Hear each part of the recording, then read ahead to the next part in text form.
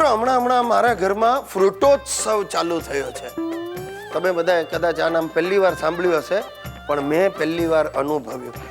આ થયું એવું કે થોડા દિવસ પહેલા મારા દાદાજી કોઈ બાબા આરામદેવની શિબિરમાં ગયા હતા. ત્યાં એ બાબાએ પ્રવચનના અંતે કહ્યું એ એમણે યાદ રાખી લીધું. પ્રવચનની શરૂઆતનો ભાગ હતો ત્યારે દાદાજી ઝોકું ખાઈ ગયા હતા. તે છેલ્લે પ્રવચન પૂરું કરતા બાબા આરામદેવે કહ્યું કે લોકોએ ફળો ખાવા જોઈએ, ફળો સ્વાસ્થ્ય માટે જરૂરી છે, ફળો આયુષ્ય વધારે છે. બસ દાદાજી આ પકડી રાખ્યું.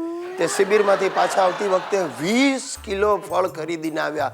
ચીકુ, સફરજન, કેળા, સંતરા, મોસંબી, કલિંગડ. અરે રિક્ષામાં આ બધો સામાન લઈને આવ્યા ત્યારે મલબ જલબ દેખાતા હતા. આ છોકરાઓ સોસાયટીમાં રમતા તેમને બોલાવીને ફળોની કોથળીઓ આપી ને કહ્યું ચાલો બધા ઘરે પહોંચાડી દો. એ છોકરાઓ 2 કિલો ફળો તો મહેનતાણા રૂપે લઈને ચાલી ગયા. પછી દાદાજીએ ફ્રૂટોત્સવ ચાલુ કર્યો. ઘરના બધાને બેસાડી અને ફળોના લાભ સમજાવ્યા અને પ્રવચનને અંતે 500 ગ્રામ ફળો ફરજિયાત ખવડાવ્યા. અરે હિતિયો તો ઘરમાં ઠેકડા મારતો જાય ને 2 કિલો કેળા ઝાપટી ગયો. અને સુસલી મંદિરની બહાર બેઠેલી ગાયની જેમ સંતરા અને મોસંબી પર મારો ચલાવ્યો. સાહેબ, ભર પેટ ભોજન પછી આટલા ફળો ખાવાથી બધાના પેટમાં ચૂક ઉપડી. તે બાપુજી અમને લઈને ડોક્ટર પાસે ગયા. ત્યાં બધા નંગોએ ફરિયાદ શું કરી, ડોક્ટર સાહેબ ફ્રૂટ્સ ખાવાથી પેટમાં ચૂક ઉપડી છે. હવે ડોક્ટર પણ બિચારો આશ્ચર્યચકિત થઈ ગયો કે આ પહેલી વાર સાંભળ્યું ફળ ખાવાથી બીમારી થાય. પણ એને બિચારાને ક્યાં ખબર છે કે આ બધા 15 રોટલીઓ ઝાપટ્યા પછી મુખવાસમાં 1.5 કિલો ફળો ખાય છે.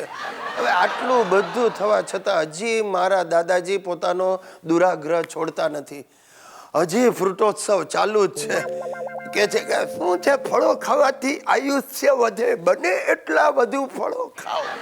પણ એમને કોણ સમજાવે કે આમ આકરાતિયાની જેમ ફળો ખાવાથી આયુષ્ય ઘટી જશે અને યમરાજ પાડા ઉપર બેસાડીને આ પાડાઓને લઈ જશે. હવે તો ભગવાન આવીને ભગવાન નહીં, બાબા આરામદેવ આવીને મારા દાદાને સમજાવે તો જ અમારા ઘરનો ફ્રૂટોત્સવ બંધ થાય. મારી વાઈફ કુકિંગ શોમાં આવવું છે ને, મને કે આજકાલ રોજ બપોરે હું કુકિંગ શો જોઉં છું. એ બધા કરતાં મારામાં વધારે આવડત છે. એટલે રોજ બેઠી ફોન ફેરવે મારા ઘરે આવો. નવી વાનગી ડેવલપ કરી હતી. એકવાર બિચારા કોક ચેનલવાળા કંટાળ્યા. મને કે બેન આવીશું એમ કરીને બિચારા ટીવીના કેમેરા લાઇટો લઈને ઘરે આવ્યા. હવે સુશીલાએ આખું ડાઇનિંગ ટેબલ આમ સજાવ્યું હતું. ફૂલની પાંખડીઓ અને 3 કંઈક તપેલા મૂક્યા હતા. પહેલું ઢાંકણું ખોલ્યું અને બતાડ્યું અંદર શું, બળેલા બટાટાનું શાક. ટીવી વાળા આમ થઈ ગયા, બેન આ શું? समझाती हूँ, ये वानगी का नाम है दाजीला बटाके का साग. इसका फायदा ये है क्योंकि ये दाज गया है इसलिए हम लोग कम खाते हैं और हम लोग बटाटा कम खाते हैं इसलिए स्टार्च का प्रमाण बढ़ता नहीं है और शरीर में कोलेस्ट्रॉल भी बढ़ता नहीं है, उपरांत पैसे की भी बचत होती है. વાળાનું મોડું જરાક પડી ગયું. ત્યાર પછી એણે બીજું ઢાંકણું ખોલ્યું. એમાં રોટલી હતી. અભી ये है रोटली.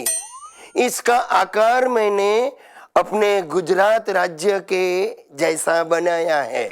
इसके पीछे मेरी भावना ये है कि ये रोटली जब लोग खाएंगे उनको वाइब्रेंट गुजरात याद आएगा और देश विदेश में मैं वाइब्रेंट गुजरात का प्रचार करना चाहती हूँ.